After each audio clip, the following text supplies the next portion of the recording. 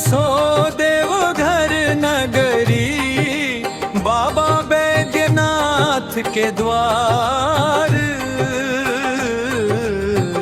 बोल बम के गूंज जयकारा, हर जल गंगा जल पार। बोल बम के गूंज जयकारा, हर जल गंगा जल पार।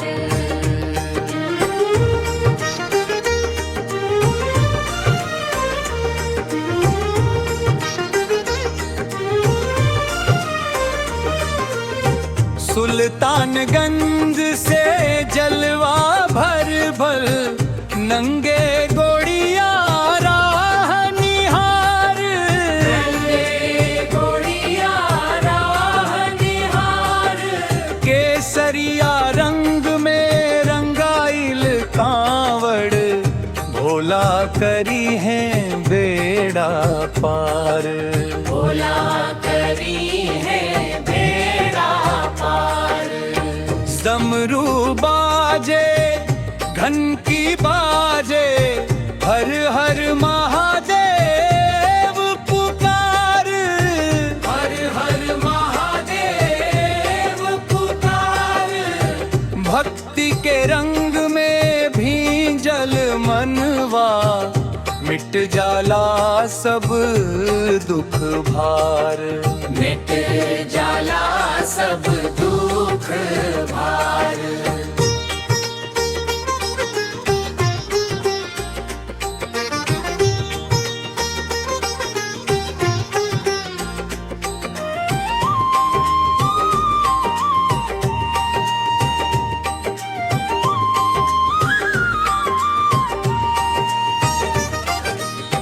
दीप जलाइब बैद्यनाथ धाम में, माँ पार्वती के करब नमस्कार।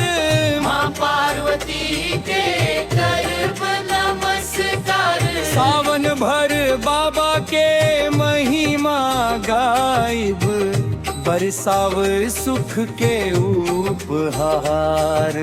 बरसावर सुख के उपहार। समापन बोल बम बोल बम, गूंज चारों ओर देवघर धाम महान। जे श्रद्धा से बाबा के ध्यावे, पूरा होके सब अरमान। पूरा होके सब अरमान।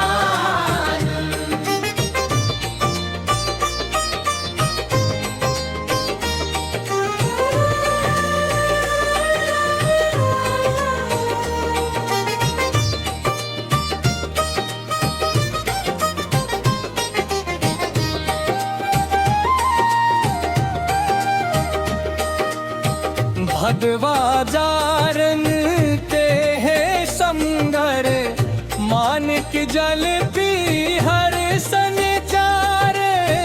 मानिक जल पी हर संचार। जे श्रद्धा से बाबा के ध्यावे, पूरा होके सब अरमान। पूरा होके सब अरमान।